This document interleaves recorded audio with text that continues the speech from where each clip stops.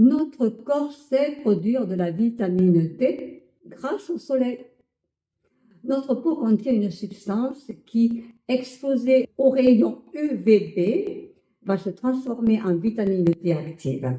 C'est un mécanisme extraordinaire. Mais attention, il y a quelques conditions. L'exposition doit être directe, donc sans écran total. Il faut exposer une partie significative importante du corps, bras, jambes, dos, pas juste le visage. Et idéalement entre 11h et 15h, lorsque les UVB sont les plus puissants.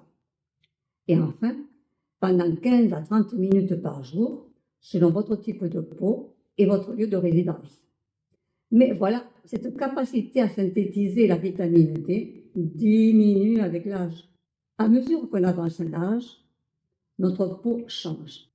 Elle devient plus fine, moins réactive et surtout moins efficace pour produire de la vitamine D. Résultat, même en été, beaucoup de personnes de plus de 50 ans restent carencées. Et souvent, elles ne le savent même pas. Pourtant, à cet âge-là, la vitamine D est encore plus importante pour renforcer les os, pour soutenir l'énergie, pour protéger le cerveau et même pour préserver la force musculaire.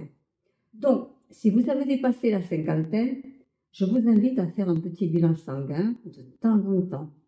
Un bilan annuel, c'est bien. Un simple dosage de la vitamine D dans le sang peut vous dire si vous êtes carencé ou non en vitamine D.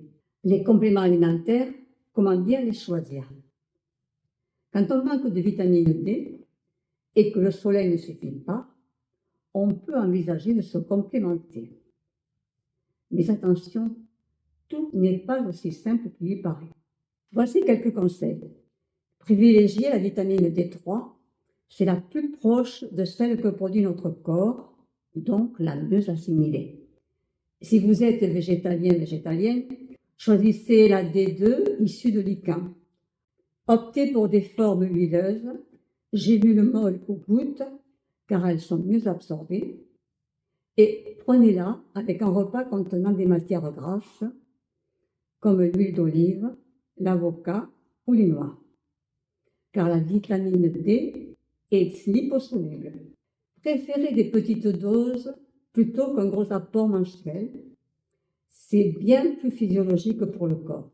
Et si vous êtes sous traitement médical, surtout si vous avez des problèmes de reins ou de calcémie, consultez toujours votre médecin avant de commencer un complément.